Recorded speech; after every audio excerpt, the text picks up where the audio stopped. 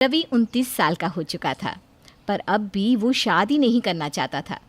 इसीलिए रवि की माँ सुमन उसे समझाती है और उससे कहती है, रवि बेटा, तू 30 साल का हो गया है और शादी अगर सही समय पर हो जाए तो ही अच्छा होता है। पर माँ, मैं अभी शादी के लिए तैयार नहीं हूँ। अरे रवि बेटा, इंसान को समझौता तो करना ही पड़ता है। आज तू शादी करेगा तभी तो कल को तेरा खुद का भी परिवार होगा, और अगर तू अभी शादी ही नहीं करेगा, अपनी चीज़ों के साथ समझौता ही नहीं करेगा, तो तेरी ज़िंदगी आसान कैसे होगी। इसलिए मेरी मान और शादी कर ले। सुमन रवि को काफ़ी समझाने की कोशिश करती है और आखिरकार रवि शादी के लिए मान जाता है। अब बहुत जल्द सुमन अपने बेटे रवि की शादी तृप्ति नाम की लड़की से करवा देती है। शादी के बाद रवि की ज़िंदगी सच में पूरी तरह से बदल जाती है और वो अपनी माँ को सही से समय भी नहीं दे पाता। आ गया मेरा बेटा, जब से शादी हुई है तब से तू अपनी माँ को ही भूल गया। आज मैंने अपने हाथों से तेरे लिए खाना बनाया है। माँ, आप ही तो शादी के पीछे पड़ी थी। अब ऑफिस को टाइम दूँ, आपको टाइम दूँ या अपनी बीवी को टाइम दूँ, क्या करूँ क्या ना करूँ कुछ समझ में नहीं आता। और आपको इतनी रात तक जगने की क्या ज़रूरत थी? समय देखा है आपने? अरे माँ हूँ मैं तेरी चिंता और परवाह मैं नहीं करूँगी तो कौन करेगा। अच्छा ठीक है माँ। अब ये मेरे इंतज़ार में तुमने खाना खाया या नहीं खाया? अरे मेरा बेटा काम में इतना बिजी है, वो सही से खाना भी नहीं खा पा रहा, तो भला एक माँ कैसे खा सकती है। मैं तेरा इंतज़ार कर रही थी। अब बातें मत कर, खाना शुरू कर। माँ, तुमने भी तो नहीं खाया। बैठ जाओ। तृप्ति, खाना निकाल दो, आज हम सब एक साथ खाएंगे। अरे नहीं बहू, आज मैं खुद अपने बेटे को अपने हाथ से खाना खिलाऊंगी। तू बैठ जा, तू रहने दे। सुमन खुद रवि को अपने हाथों से खाना परोसती है और अपने हाथों से ही खिलाती है। ये देखकर तृप्ति को बहुत गुस्सा आता है, क्योंकि सुमन की वजह से रवि तृप्ति को समय नहीं दे पा रहा था। देखते ही देखते रात का 1 बज जाता है, पर सुमन अपने बेटे को छोड़ती नहीं। और आधी रात में जब रवि सोने के लिए जाता है तो तृप्ति रवि से कहती है, छोड़ दिया तुम्हारी माँ ने? आ गई तुम्हें मेरी याद? आ गया याद कि तुम शादीशुदा हो और एक बीवी है तुम्हारी? अरे माँ समझने की कोशिश क्यों नहीं करती कि उनका बेटा शादीशुदा है? तुम्हें अकेला क्यों नहीं छोड़ना चाहती? अरे क्योंकि मैं अपनी माँ का इकलौता बेटा हूँ। देखो, अब मैं बहुत थक गया हूँ, सो जाओ, मुझे इस बारे में बात नहीं करनी। रवि तृप्ति के बातों का बड़े ही अजीब तरीके से जवाब देता है। ये देखकर तृप्ति को बहुत गुस्सा आता है और वो भी चुपचाप सो जाती है। अगली सुबह भी सुमन जल्दी से उठकर अपने बेटे के लिए नाश्ता बना देती है। उठ गया बेटा, चल जल्दी से नाश्ता कर ले और समय पर ऑफिस चला जा। मैं अभी तेरे कमरे में तेरा पर्स और तेरी घड़ी लेकर आती हूँ, और तेरा लंच भी मैंने तैयार कर दिया है। माँ, आप क्यों इतनी टेंशन लेती हो? आप आराम से बैठो, तृप्ति है ना, वो कर देगी। मेरा इस घर में होना ना होना एक बराबर ही है। तुम्हारी माँ है ना सब कुछ करने के लिए। मुझे तो समझ में नहीं आता, अगर तुम्हारी माँ तुमसे दूर हो ही नहीं सकती थी तो उन्होंने तुम्हारी शादी ही क्यों करवाई? इतना बोलकर तृप्ति वहाँ से नाराज़ होकर चली जाती है, जिसके बाद रवि तृप्ति को मनाने के लिए अब अपना ज़्यादातर समय तृप्ति को देता, जिस वजह से सुमन को टाइम नहीं मिल पाता और सुमन उदास हो जाती है। ऐसे ही एक दिन रवि की छुट्टी होती है और तृप्ति रवि से कहीं बाहर चलने को कहती है। हमारी शादी को कितना टाइम हो चुका है, पर हम कभी भी बाहर नहीं गए। चलो ना आज मूवी देखने चलते हैं। सही कह रही है बहू, कितना टाइम हो गया मुझे भी अपने बेटे के साथ बाहर गए हुए। जब से इसकी शादी हुई है ये तो माँ को पूरी तरह से भूल ही गया है। पर कोई बात नहीं, आज हम सब एक साथ बाहर चलेंगे। तृप्ति अपने पति के साथ बाहर अकेली जाना चाहती थी, पर सुमन भी उनके साथ चल पड़ती है।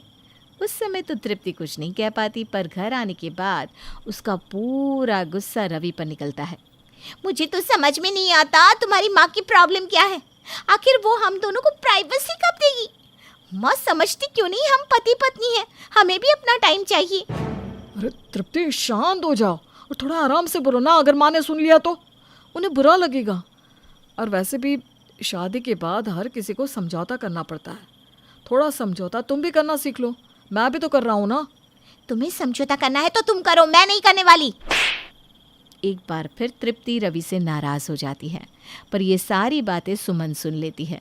अपनी बहू की ऐसी बातें सुनकर सुमन को भी बहुत गुस्सा आता है और अब वो भी जानबूझकर अपनी बहू को जलाने के लिए बार बार अपने बेटे को आवाज़ देने लगती है।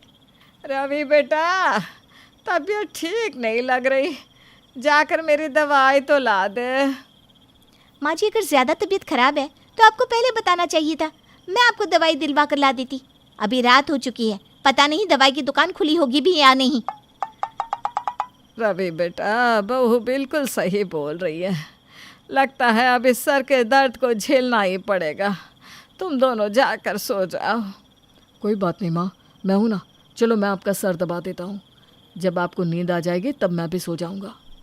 इतना बोलकर रवि अपनी माँ के साथ अपनी माँ के कमरे में चला जाता है। तृप्ति को अपनी सास की आदत बिल्कुल अच्छी नहीं लगती और आखिरकार उसके सब्र का बांध टूट जाता है। माँ जी, मैं बहुत अच्छे से जानती हूँ, ये सब कुछ आप जानबूझकर करती हैं ना। अगर मेरा बेटा मेरी सेवा कर रहा है तो इसमें गलत ही क्या है? आखिर मैं रवि की माँ हूँ और रवि मेरा बेटा है। अगर थोड़ी देर मेरा बेटा मेरे पास बैठ लेगा तो इसमें हर्जी क्या है? दोनों सास बहू के बीच रवि को लेकर काफ़ी लड़ाई होती है। अब रवि अपनी माँ और बीवी के बीच में पूरी तरह से फंस जाता है और अगली सुबह ऑफिस के बहाने बाहर चला जाता है। देखते ही देखते शाम हो जाती है और शाम से रात, पर रवि अब तक घर नहीं आता, जिस वजह से तृप्ति और सुमन दोनों परेशान हो जाते हैं। माँ जी, रवि ने तो कहा था कि वो ऑफिस जा रहे हैं, पर आज से पहले वो कभी इतने लेट नहीं आए और वो फ़ोन भी नहीं उठा रहे। मुझे तो डर लग रहा है। बहुत सारी गलती हमारी है। हमें रवि के सामने इस तरह से लड़ाई नहीं करनी चाहिए थी। आखिर वो भी तो इंसान है, थक जाता होगा बेचारा। तृप्ति और सुमन को एहसास होता है कि उन दोनों की लड़ाई में रवि कितना परेशान हो रहा है। रात के 12 बजे जब रवि घर आता है तो रवि को देखकर सुमन और तृप्ति की जान में जान आती है। भगवान का शुक्र है कि आप आ गए, आप नहीं जानते मैं कितना डर गई थी। मेरा बेटा सही सलामत आ गया, भगवान का शुक्र है। बेटा, अब तू मेरी नज़रों से ओझल नहीं होगा जब तक मैं मन भर कर तुझे देख ना लूँ। बस करो आप दोनों की इसी प्यार और बर्ताव की वजह से मैं परेशान हो चुका हूँ। हमेशा बेटा ही समझौता क्यों करे?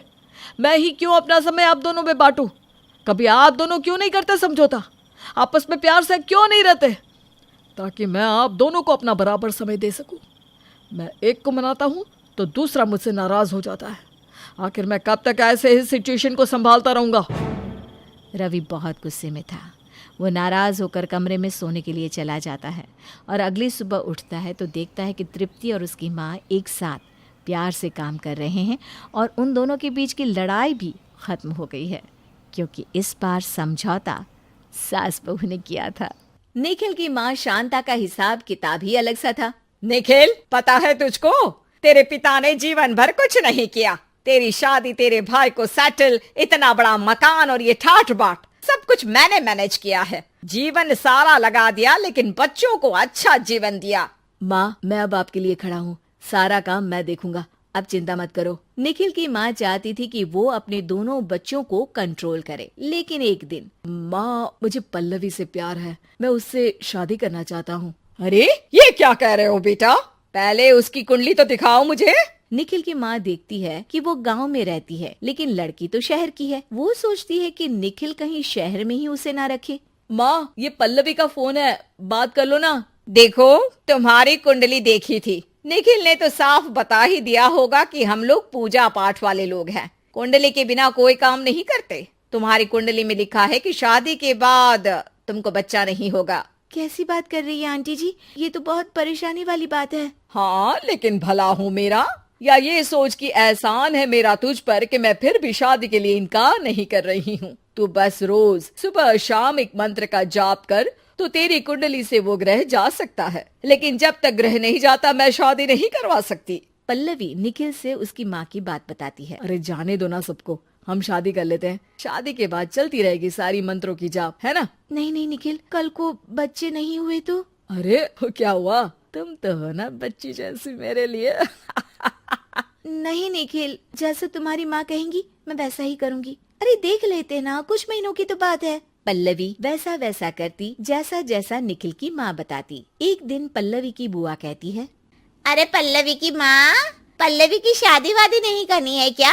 बिठाकर रखा है ऐसे ही? अरे कैसी बात कर रही है दीदी, क्यों नहीं करनी शादी, जरूर करनी है। पल्लवी को एक लड़का पसंद भी है, लेकिन उसकी माँ। अम्मा को क्या हो गया? अरे क्या बताऊं दीदी, जबरदस्ती उसकी कुंडली का हवाला देकर शादी के दिन टाली जा रही है। वो गांव में रहती है, अब यहाँ हो तो हम जाकर बात भी कर ले। तो छोड़ो ना, कोई और लड़का क्यों नहीं देख लेती? दीदी अब बच्चों को तो जानती हो ना, खुद पसंद करके बैठ गई है। मैं भी कुछ नहीं कह रही, क्योंकि गांव के बड़े पैसे वाले लोग हैं, जमीन खेत मकान सब है उन लोगों का। लड़का यहाँ नौकरी करता है, लेकिन माँ का बड़ा भक्त है। देखो निखिल आ भी गया। अरे लड़का तो हीरो है बिल्कुल। निखिल, शादी में देर क्यों कर रहे हो? अब बुआ, वो माँ ने घर को अकेले ही संभाला, हम लोगों को बनाया है। उनकी मेहनत और लगन का नतीजा है जो हम लोग यहाँ हैं, वरना तो चाचा और ताऊ के बच्चों की तरह खेत जोते रह रहे होते। अरे तो खेत जोतना कौन सी बुरी बात है। खैर कोई बात नहीं। जैसे तैसे कर पल्लवी की शादी निखिल से हो जाती है। शादी के बाद पल्लवी, जब मेरी शादी हुई थी तो मैं गांव में ही रह गई थी अपनी सास के पास, लेकिन आजकल की बहुएं कहाँ टिकती हैं। नहीं नहीं माँ जी, ऐसी बात नहीं है। दरअसल आप तो जानती हैं कि मेरी नौकरी है, तो निखिल को सहारा मिल जाता है। और क्या माँ, मेरे बस की नहीं है कि मैं अकेले किस्तें निकालूं, किराया दूं, घर चलाऊं। और बस बस, तेरे बस की है सब कुछ। मैंने तो तुझे इतना लायक बनाया है, बस ये ना बोल कि बीवी कहीं माँ की सेवा ना कर दे, इसलिए साथ लिए जा रहा है। निखिल को माँ की बात लग जाती है और वो अकेले में पल्लवी को कहता है, पल्लवी मैं शहर जाऊंगा, तुम थोड़े दिन माँ के पास रह लो प्लीज। मैं कभी गांव में नहीं रही हूँ, लेकिन कोई बात नहीं, पर समझ में नहीं आता आपके बिना कैसे रहूंगी। यही तो वक्त है पल्लवी, तुम और माँ एक दूसरे को समझ लो, काफी है। मेरी माँ देवी है, देवी तुम्हें बहुत अच्छे से रखेगी। निखिल शहर चला जाता है और छोड़ जाता है पल्लवी को माँ के पास। पल्लवी, मैंने सब्जी बना दी है, चावल बना लेना। पल्लवी सारा काम निपटाकर कमरे में जा रही होती है कि सास उसे आवाज देती है, अरे शहर की बहू, बिल्कुल ढीली हो ढीली। हम लोगों की तरह काम काज में चुस्ती है ही नहीं। पता नहीं माँ ने क्या सिखाया है। पल्लवी को सास की बात पर गुस्सा तो आता है, लेकिन वो कुछ नहीं कहती। एक दिन, अरे पल्लवी, भला मान मेरा कि मैंने तुझसे शादी के लिए हाँ कर दी, वरना तो मेरे लड़के के लिए आसपास के गांव से सैकड़ों रिश्ते थे। कोई कार लाकर खड़ी कर रहा था, तो कोई दरवाजे पर कैश का बैग लेकर खड़ा था। जी माँ जी, अच्छा किया कि आपने हाँ कर दी। मैं निखिल के सिवा किसी और से शादी का सोच भी नहीं सकती थी। फिर एक दिन, अरे पल्लवी, तूने तो मोती दान किया होगा, जो मेरे बेटे जैसे लड़के से शादी हो गई और मेरे जैसी सास मिली, जो तुम गरीब लोगों को मैनेज कर रही हैं अपने घर में। जी माँ जी, आप सही बोल रही हैं। निखिल की माँ अब आए दिन उसे उठ पटांग सुनाती, लेकिन पल्लवी शांत होकर हर बात का जवाब देती। फिर एक दिन, माँ इस बार मैं पल्लवी को ले जाऊंगा, शहर में एक की कमाई से कुछ नहीं होता है। हाँ हाँ तो ले जा, वैसे भी मैंने रख कर देख लिया है, मेरे तो किसी काम की नहीं है, काम धाम आता नहीं। और जबान तो ऐसे चलती है जैसे कहीं की विधायक हो। निखिल कुछ नहीं कहता। अरे क्या लड़की ले आया तू, यहाँ गांव की लड़की से शादी करवाती तो घर क्या खेत क्या, गाय का दूध निकालने से लेकर सब्जी भाजी भी बना लेती। तू बोल तो, बात करूँ क्या कल्लू की बेटी से तेरे रिश्ते की? इसे रख शहर में, उसे गांव में रख लेना। पल्लवी कुछ भी नहीं कहती। इस बार भी वो शांत थी। दूसरी तरफ खड़ी होकर वो सास की बात सुन रही थी और आंख में आंसू थे। माँ मैं मान ही नहीं सकता कि पल्लवी की जुबान तेज है। मैं ये भी नहीं मान सकता कि पल्लवी को घर का काम नहीं आता। हाँ, वो गांव की लड़कियों की तरह पशुपालन और खेती नहीं कर सकती, लेकिन मल्टीनेशनल कंपनी की प्लानिंग से लेकर क्लाइंट डील में एक्सपर्ट है। मुझे पल्लवी पर गर्व है माँ। मेरे जीवन में सिर्फ एक लड़की की जरूरत थी और वो पल्लवी है।